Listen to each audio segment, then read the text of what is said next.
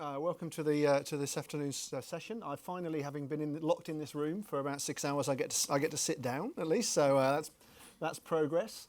We've got a fascinating panel where we're going to talk a little bit about the power of data and are we exploiting it. I'll start by introducing my panel, and I think they've all managed to sit in the right seats. Now we can all play the game of, well, how long ago was that photograph taken? I know the answer for one, right, for Rob, which was last week. So that's an easy one. And then yours is today, same shirt. There we go. Look, we see. Like we say. So look, we've got Rob, who's a senior researcher from Twitter. We've got Andrew from Reach. Andrew, you might have to explain who Reach are for those who aren't aware. Maybe in a second. I'll give you the opportunity to do that. Simeon from Essence.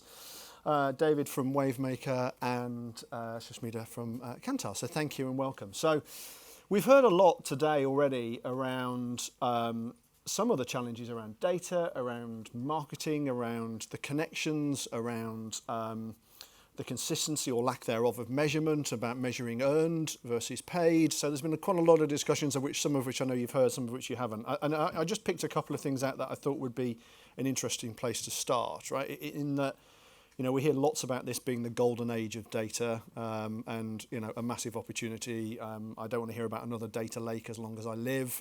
But it was interesting in the research that was launched in the session a couple of sessions ago that talked about only 7% of marketers feel that they've got the data that they need. And about 50% of them are not confident they can actually draw any insights from the data that they actually have. So there's clearly room for improvement. So in that vein, I'd just love if we could just I'd love to hear about how you think you're leveraging data in your organisation well, and what you think might be your key area for improvement if you're willing to share. Shall we?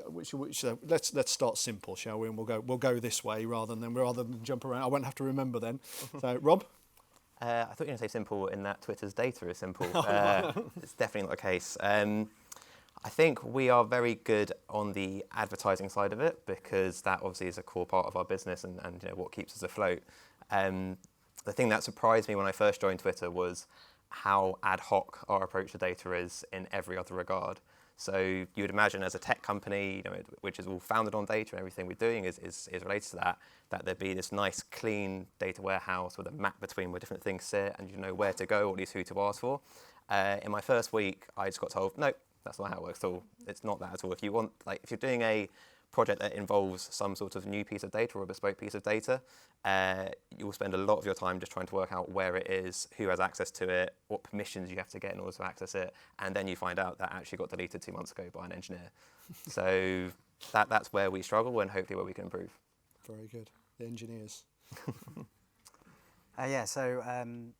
We at Reach, I mean, we're the largest commercial publisher in the UK, so some of you may know that we rebranded from Trinity Mirror about 12 months ago.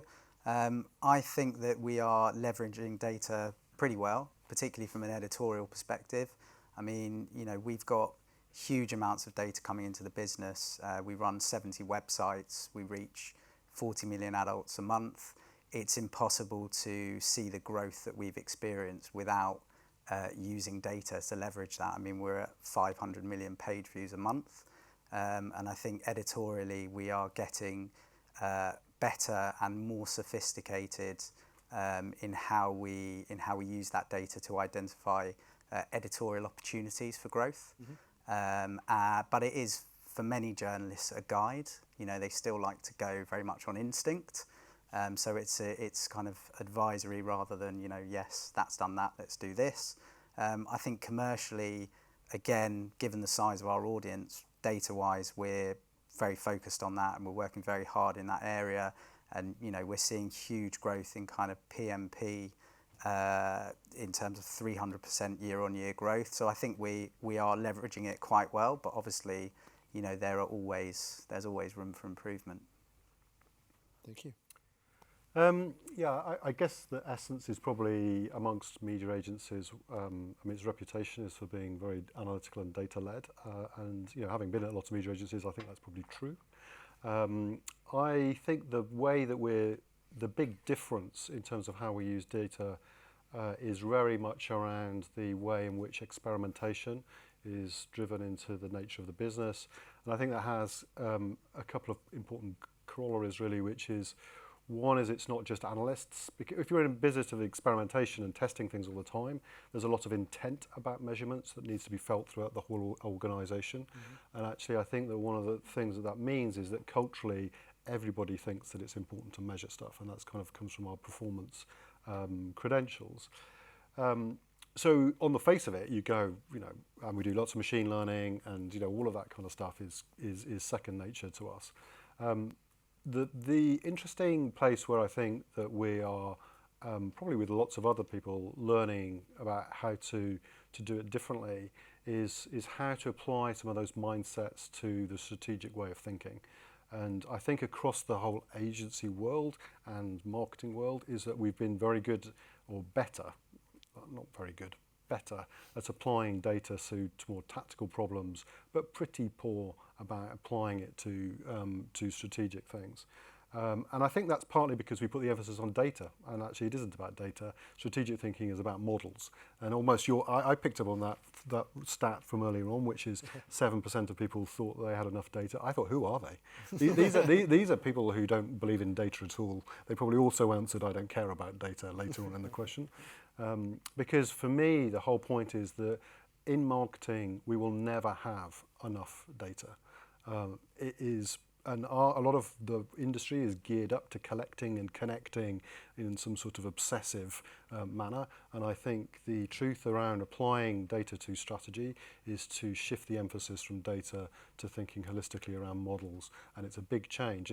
And if AI, which should be derided in many, many ways for people who mention that, but I have.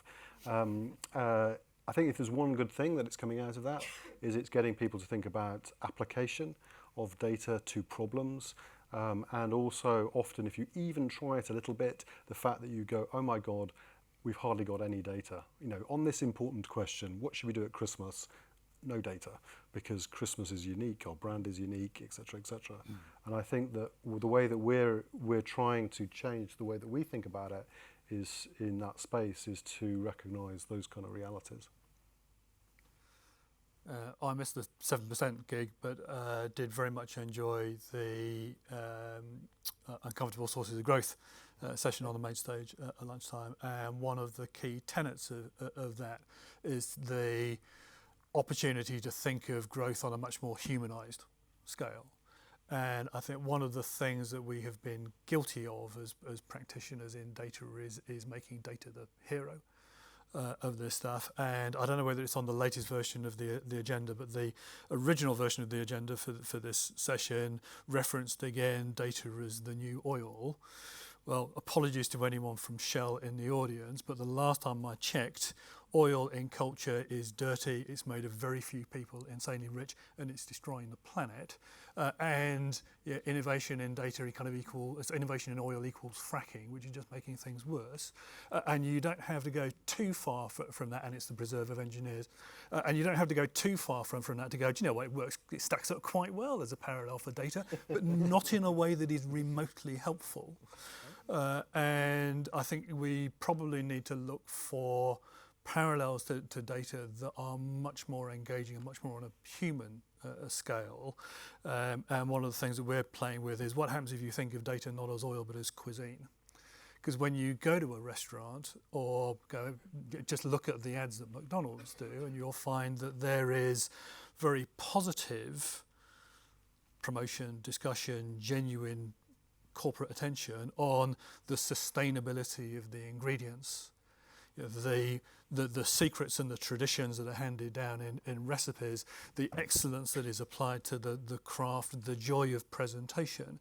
And I think, and that works for data as well. Mm-hmm. And I think if we were to start to think about data, not so much of, I got this stuff, how do I use it, but what does the meal need to look like? How do I delight our consumers? As well as provide some great kind of calories for the corporation that we're working with. All analogies break down as you riff on them, and I think I've just done it at that point.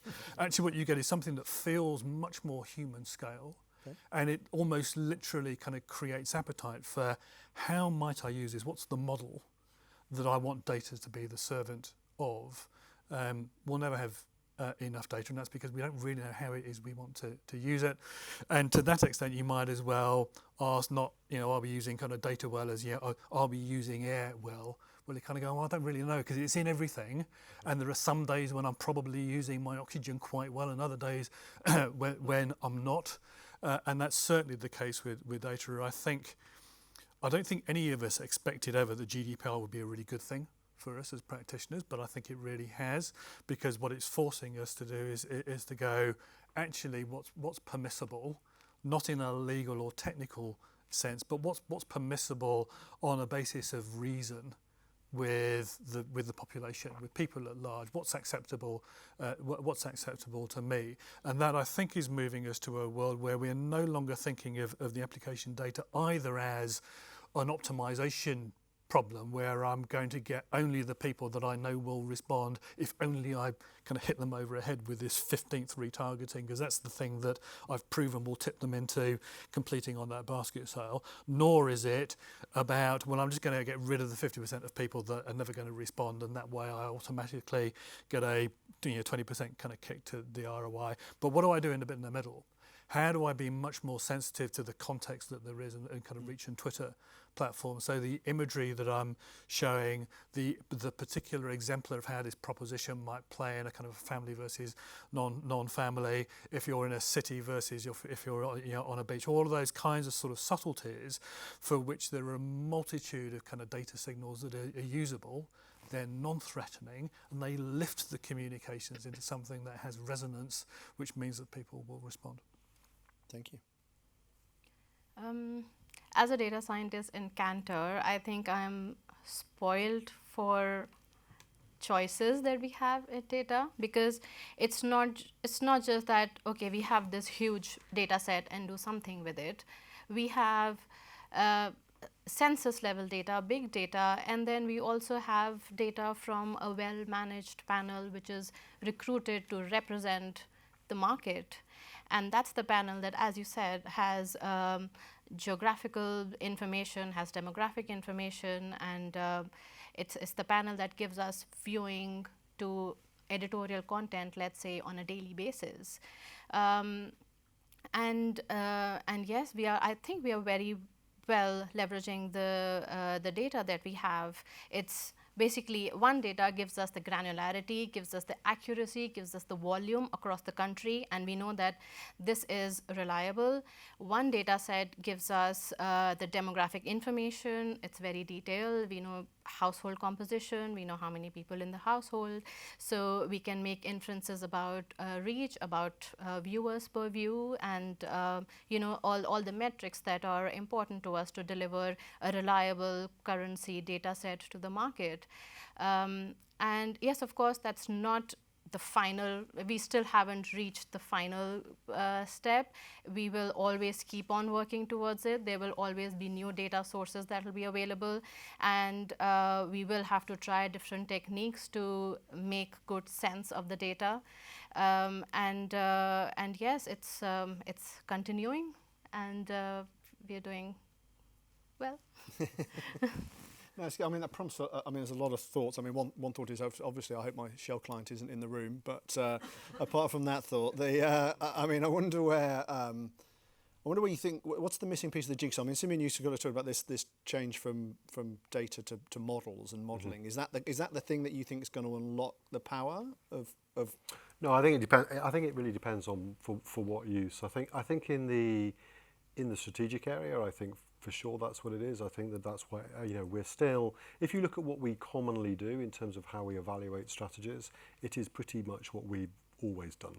Yeah. We take quite granular data. We create segments, 7 segments, because we can't cope with any more than that. That's why we end up with things as being stereotypes. All of those kind of behaviours, I think, come from thinking about an old way of thinking about data and how it can be applied. I do think that's where models do become more important, ways of thinking, rather than just thinking that the data, you can collect enough data to be able to tell you what to do. It means that what you measure and how you think about ROI is quite different if you're then thinking about it less about the past and more about how you predict things in the future. I think what it means is that sharing of effectiveness data becomes much more important than what we do now. I think it's amazing, probably even in Kantar, I was looking at it, the amount of stuff that's probably sat in decks, is criminal. And yet people think that data is gold, and then it isn't. We don't really collect and collate the right stuff. We don't really think in a mindset of how would we change future decisions. We're too obsessed about measuring the past. We're too obsessed by actually mostly kind of trying to describe a Rorschach ink dot. I think it's random, a lot of this stuff. Yep. Get over it. That kind of granularity, I think, is where we attract our minds, and so we don't see the patterns across things, and those are the patterns that repeat. And the reason why we don't see the patterns across things is because we don't share stuff. And the platforms, as my question in a previous session, are It was. part of a large part of the problem in my book. So, I'm going to come to you, Rob. Coming up, yeah. Well, clearly part of the problem. Yeah. How do you respond to that? I think one of the points we spoke about before coming on stage was around how can the industry collaborate and work together to make the best use of and fulfil the effectiveness potential of data. And I think that it's one thing that does sound great, and in an ideal world we would do that. Part of the problem is that a lot of these businesses, Twitter included, is built on the competitive advantage we get from having this data ourselves. And if we just open that up, or if other big tech companies, who I won't name, also open it up, then they suddenly lose the power to use that data to help their own business, which at the end of the day is what they're there to do. I don't think that means that collaboration is impossible. There's definitely ways that we can collaborate, either on individual projects is one thing, but just more broadly on techniques and processes, best practice, all that sorts of stuff. And I think more of that should be happening for sure, because we'll be facing a lot of the same challenges and issues across different agencies or companies or different brands. So we should be doing more of that. And it would be lovely if we lived in a world where we could all share our data, but I don't think it's realistic. Plus GDPR. Well, there's antitrust. Yeah. It's on the way. It's on the way. Throwing in the GDPR, but Joker. It's the fail-safe, isn't it? It's just a GDPR. fail-safe. Yeah, I like that. So, but it doesn't have to work at that level of granularity. Yeah, totally. Does it? So there was I saw it in the Daily Work email yesterday from I'm going to say Christiane Roberts, the paper on video in social platforms from Kantar with Duncan Southgate, which is an analysis of analysis, right? It is what are the trends that we see when we have done sufficient studies in order to be able to see some patterns in the data which are not definitive, but they make some reasonable sense, and they're not going to give you the answer, but they're going to give you a better quality hypothesis as to what a change of strategy might mean for your business results, because it starts to plot highs and lows, and it's like Facebook's slightly better at doing this thing than Twitter, which is better on the other side. All of those kind of things become very useful at creating an environment where advertisers investing in the analysis of what they're doing currently helps guide the future. Yeah, I think that's a good thing. I agree. I think it's that level of sharing, Yeah. which is and facilitating that level of a measurement, which I don't think requires an interference in the platform and the operation. It's a willingness to allow comparison. Yeah, I think obviously there are different factors at play depending on what type of data we're talking about, for sure. So on the effectiveness piece, I personally am very open to this. One of the things when we run measurement studies with our clients is we want to see the results back as well. Obviously everyone wants a good result for a case study and to boost their own ego, but also you want to see the bad results because there's almost more you can learn from that. Mm-hmm. I've found in my experience the biggest barrier to that is not us or other media owners trying to block it. It's more the brands themselves who feel that this is very sensitive information. If someone knows what my TV ROI is, they're going to suddenly steal my market share. Or they're not. I agree. The other thing as well is I think on a more strategic level, there is probably more data being shared, certainly on the Twitter side, than perhaps people are aware of. So someone like Google has Google Trends for all their search data, which is a really powerful input for strategic thinking. Twitter actually is a public data source. We have APIs, we have their entire businesses that are built off Twitter data used in a different way, like social listening companies and so on. So I think there's parts of it where it does already happen and it can be used. There's other parts where it's going to be trickier. not just because of us, but because of other stakeholders as well. Yeah, I mean, that makes a lot of sense. I mean, I saw, Andrew, I saw you kind of nodding a little bit, and Simeon as well, but the client question, right, in terms of where we, we'll see clients from different perspectives. What's their role in moving this forward? I mean, I'd agree with Rob. I think one of the challenges is sharing of the data from a client perspective, because we all want to see how successful campaigns are and what that does to ROI, etc. But actually, it is a struggle in terms of sharing data. I think for me, when you talk about kind of the final piece of the jigsaw, I worry that as an industry, particularly advertising and marketing, is that we're kind of so focused on finishing the 15,000 piece jigsaw that actually we kind of neglect the kind of 200 piece jigsaw. And I think that one of the challenges we're seeing with marketing and advertising more generically is the fact that, which could be as a result, which I believe is a result of kind of data obsession, is a declining campaign effectiveness. And I think one of the things about data, I always use the analogy of VAR in football, is that VAR technically is absolutely the right thing to do. It gives us the right answer. It says whether someone was offside or not, which is great, but it somehow takes away that intangible magic of what makes football so exciting and interesting. And I think we could say the similar thing for our industry, that our kind of over obsession with data means that we're losing that kind of intangible excitement and creativity of what advertising can actually achieve. It's just me, Joe, right? There's a lot of commentary here about our obsession with data. You're a data scientist. That's a good thing, right? Yes, of course. And yes, it would be good if we have collaboration across different media owners and different industry players, and it would help if the walled garden walls were a bit translucent, by which I don't mean that we should share data. Of course, it is sensitive, and it is why we are here, and it's our data, and we can do things with it.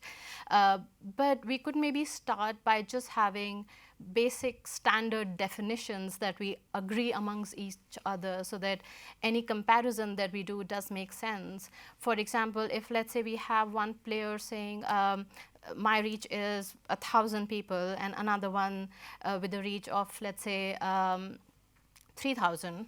I mean, these are very small numbers, but just for comparison. But what does this mean? So what is the definition of reach? If for one person, definition of reach is a viewer looking at a piece of content for 2 seconds, and for the other one, it's 3 minutes. You can't compare these two numbers, right? So it's things, basic metrics like reach. Let's just have one definition and maybe have a study so that we use our own data, produce our own outputs that would be comparable, which will give us a holistic view of the market. So it's interesting, right? And we've got the data scientists sort of arguing for data clarity. We've got the strategists arguing for strategic models. We've got the platform arguing for some degree of transparency, but not too much, just in case. I wonder. I mean, Andrew, I know you've done some research around the natural biases around some of this in the measurement. I mean, have you got a view on whether are we just exhibiting the biases you might expect? To a certain extent. I mean, I've done a lot of research over the last couple of years with people in the industry and mainstream audiences, and one of the interesting things is that people working in advertising and marketing using kind of cross-cultural psychology shows that people in our industry tend to be tend to have what's called an unconscious analytical thinking style. And what that means is we place much greater importance on the individual, and we're definitely kind of default to straight line thinking. And I think that's part of the problem with data, is that, to a lot of people, data is a number on a spreadsheet or on a platform, but actually it kind of, we're prone to kind of filter out the wider context in which it sits in. And I think I think data is nothing without the wider context. And I think those natural biases in our industry, and I think that plays to some of the kind of hyper-targeting and personalisation that takes place, because I think, advertising and marketing, I would argue, is most effective when it's seen by as many people at the same time. It benefits from knowing that others have seen it, because it taps into that social proof. and it creates cultural relevance for brands, and it gets people talking about it. And I think too much reliance on data and that kind of hyper targeting approach actually fails to leverage very powerful aspects of human behaviour. And I think that's where data has kind of taken us down that rabbit hole. And I think that's where the kind of the natural biases of our industry, you know, our neo-mania bias, our obsession with all things shiny and new, really comes to the fore. So I think we just need to move away from straight line thinking and remember that actually people connect with people, and social proof and herd mentality is very strong. Very strong. David, are we down a data rabbit hole? Yeah, I think that I've just been dwelling on the definition point, because on the one hand I agree with you, but because the way in which there is so much innovation in formats in our sector, which is a good thing because it keeps us all employed, whenever you set a definition, it inevitably either becomes gameable, right? Because there is one thing that I'm just going to make sure I get the data signal back that ticks it, or it polarizes. And we recently had a kind of conversation actually about the is it the 3 A's or the 4 A's? I don't know. They have a lot of A's in America anyway, but there's been a lot of time spent, and I say spent rather than invested, on what should the American kind of standard of kind of TV measurement be for advertising, and there are kind of various things going on, and the kind of our response to that was, I kind of don't care what it is that you set as the standard, as long as I can get to one level underneath, because whatever standard you pick, it will at some level not tell the whole story, and I just need to be able to get to a qualifier underneath. Because unless we've got that ability to get to a richness of the actual behaviour, doesn't matter what you pick, it will have a loss of credibility to the advertiser audiences who are ultimately footing the bill. Oh, and you talk about footing the bill, I suppose, right? In terms of I'm interested in terms of your perspective on whether we think it was the bigger challenge at the top of the funnel, the planning, the strategy, the integration, the first party stuff, or is it at the bottom of the funnel, the attribution, the ownership, the credit? Where do we sit on that spectrum? Go on, anybody. In terms of where you think, where's the biggest tension? Where are we? I think the tension is at the bottom. If I was a funnel, if you take that, just because that's where people get paid, and that's where the kind of attribution walled gardens is at its greatest.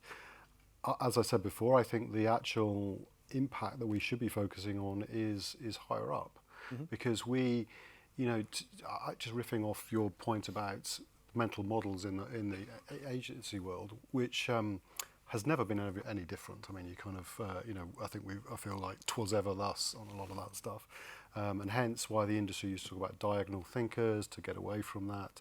And I think the problem that we sometimes have is you end up kind of going, well, you're either all about mass marketing being, in the moment, or you're about personalisation. You go, it feels like a classic Jeremy Bullmore moment where you go, it's a bit of both.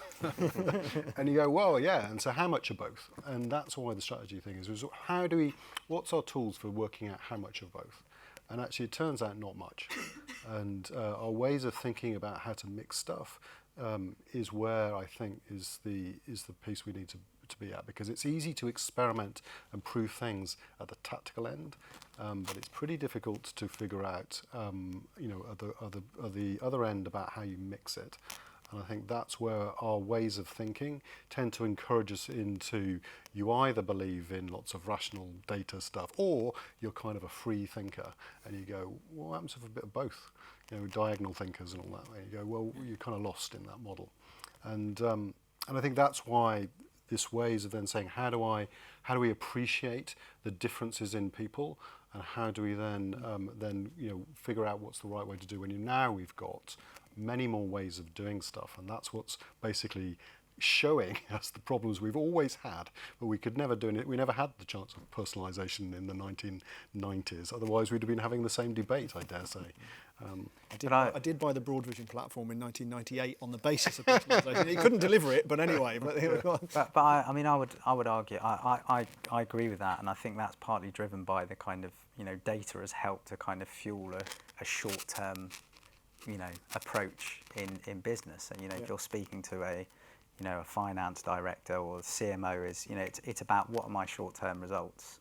And I think we're too easily seduced by that because the data is there, it's available, it's real time. We can see what the impact. If I do this, it delivers that.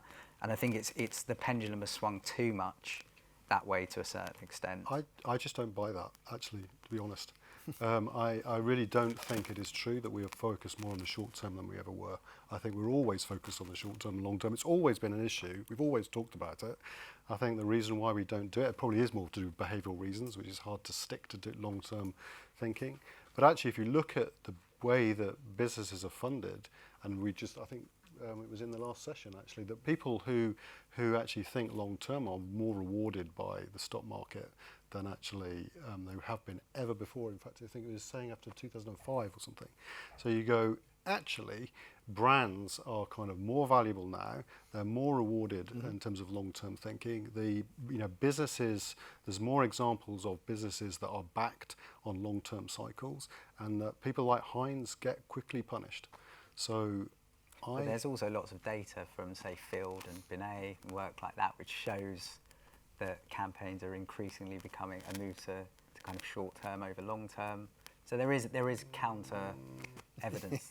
My view on that, which I've said to Les many times, is that because the innovation has been around, the cost of communicating at that level has gone down. So there are more options of doing that, and so it's right if there are more options and they're cheaper, you take account of it. It doesn't mean to say that the long-term, short-term thing is any different. And it would be totally rational to then say, well, I couldn't do that kind of targeting in 1999, so no wonder I do more of it now, because I can't do it. It doesn't mean to say that I think about brands differently, and it doesn't mean to say that the strategic position of the company is different. So I think that sometimes we blame the short-term, long-term dilemma on that, and I just don't think it is that. I think it's much more internal, actually much more about behavioural economics. It's really difficult to then stick to basically a long-term position, because we as humans are sort of tempted by the short-term, I think, and that's always been the case. I can't remember a time when this hasn't been an issue. Yes.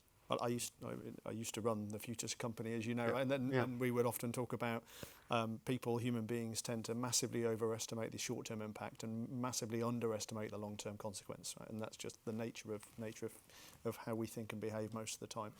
I'm just interested in do you see any difference in what clients are asking you to think about in terms of short-term versus long-term, or is the dimension of change different? No. So when it's very similar, our thinking and the client's thinking a lot of the times, which is really good. So the kind of problems that they come with, it's something that we have been thinking of doing as well, because we see that coming up in the market. So for example, an online currency, an online disaggregated panel data didn't exist 5 years back. And that's when we had already internally started to think about it, and that it is growing. People have started watching content online, so there will be a need for this in the market. So we started thinking about it, and then clients started to approach us with that as well. So that was really good that we could grow with the client together in that field. They had the problem, and we had already started thinking of a solution. So I would say it is at par. Mm-hmm. So I'm just going to ask one more question before then I open it up to the audience. So I'd just be interested, and anybody can go first, right? And that if you had, now you're now sort of, the data god. You can wave a magic wand. What would be your wish? I know I'm mixing my analogies there, between genies and God. But anyway, what would be your one wish that you think would have the biggest impact on moving the data agenda and our use of it forward? I think improving data literacy across the board. I think it's now definitely a thing where data doesn't sit in a silo as a specialism as research or insight, and people need to be able to understand it and use it appropriately. It doesn't mean you have to be able to do something really technical with it, but you need to be at least savvy with it, and definitely that isn't the case yet. Thank you. I would say single source aggregated data, I think, would be my wish. So you have to pull it from lots of different places. So I think that would be my dream in a work sense. I think I would say that the benefit of sharing and collaboration on data is bigger than the cost. And actually, to your point, I would probably primarily direct that at advertisers first, and then platforms. I'm sure the competition authorities will do them in a bit. So I'm going to agree with most of that. More by way of advertiser experimentation, and with that, I think a reimagining of how do we do the accountability piece. We do a lot of working very hard on the test versus control, and frankly spend very little time thinking about the survey that we use, whereas there's some really good examples, and they have nothing to do with this, but I saw one of your Kantar colleagues present at a conference, a piece of work for Department of Transport on a campaign for safer driving on country roads. Right, really kind of difficult thing to see any change on. So instead of starting with a split sample and then going, how do we do this? They started with recruiting some motorists in rural areas, put the GPS tracker in the car, and then, because you can, then did forced expose versus control. And there was a behaviour change as a result of the campaign. Now, you'd never get that out of a sample of 20,000 people with any kind of ministerial credibility. And it was just that, let's think of the problem from the other end and commit to the experimentation. Cool. I would definitely agree with single source. So, and we've been lucky in a lot of markets where we have single source data. We are measuring the same people for their online viewing behavior or their traditional TV viewing behavior, and also for online print. So, so that has a lot of benefits for sure. And apart from that, really, from whether it's a company strategy or whether it's the client, it would be great to have clear objectives, clear goal, and yes, after taking a deep dive into the data on what it means and what can be done from it. Brilliant. Thank you. Any questions? Don't be shy. No? Oh. Can the industry afford the data it needs?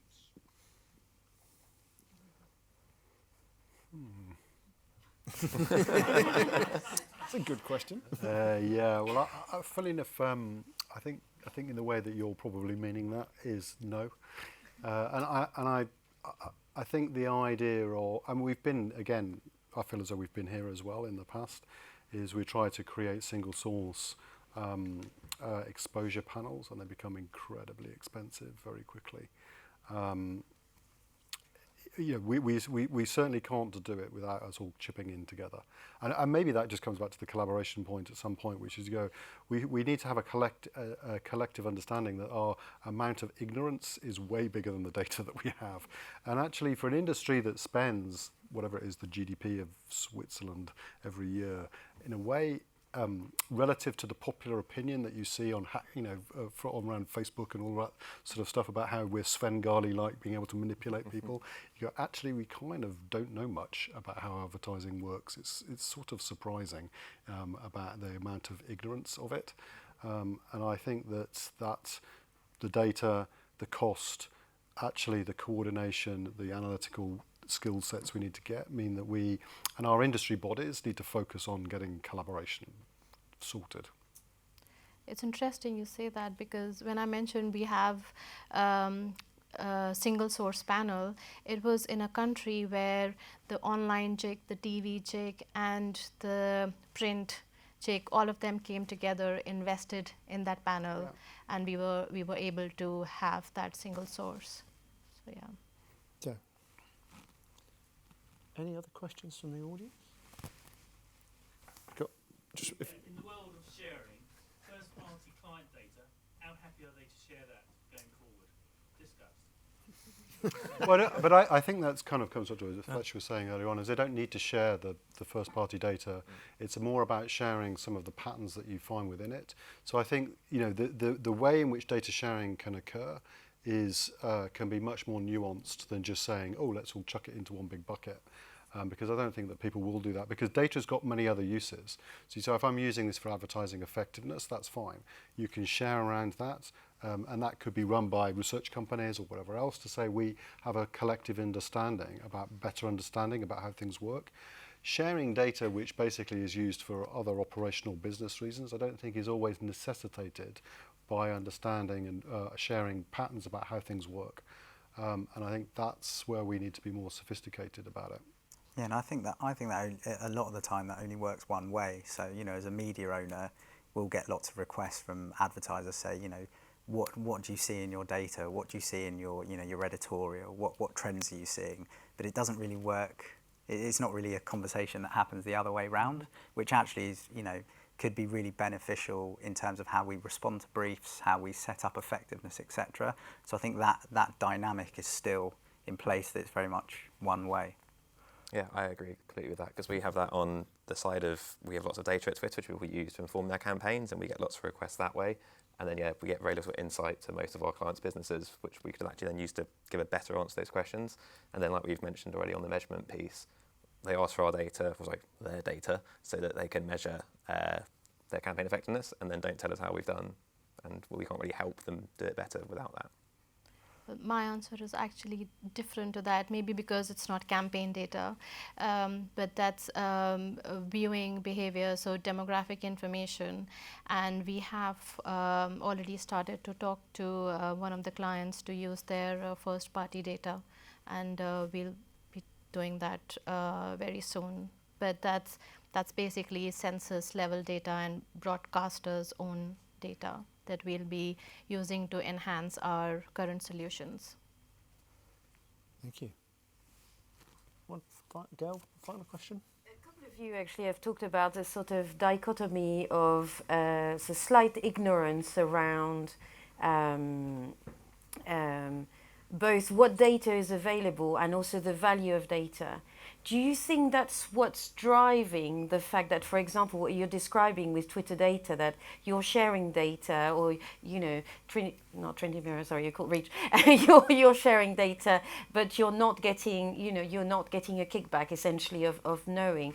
Do you feel, is it ignorance of the value? Is it because the inherent value is too great for them to share it? What do you think is driving that sort of need for, you know, keeping it yourself, as it were? I mean, I think partly it's to do with, as you talked about before, about competitive edge. I mean, if a, you know, a big brand gives us a little bit of insight into their world, then, you know, what's to stop us using that, you know, when a competitor comes to us? So I kind of can understand where that's coming from, but I don't know. I think that's probably the main reason. So one of the things we've not talked about, which is good for our sanity, I think, but it's very difficult to have a long conversation without data, without having a conversation about the technologies that you need to manage the data. And I defy any rational human being to keep pace just with the acronyms. You know, it's the fact that it's the same letters, just in a slightly different order. You know, so there's a DMP, but a CMP, and now a CDP, right? So that's three acronyms from only 4 letters, and these things keep changing all the time.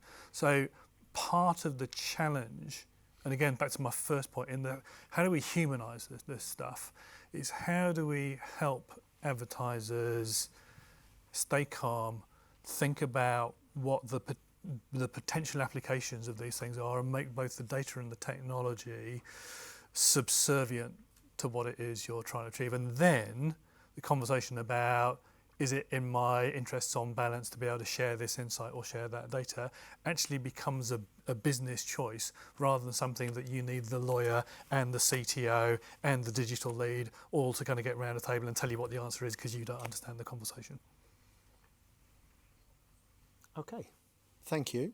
Thank you very much for all that. That's very interesting. Just as a quick advert before we thank the panel properly, the next presentation in here will be in about looking at my little clock, about 4 minutes. So don't disappear. It's a fascinating sort of insight into China, social media, the plethora and complexity of the channels, and how we might be able to bring some of that back and take some of those learnings back into some of the markets. But really, that's in 3.5 minutes now. Thank you for that, and really thank you very much for the.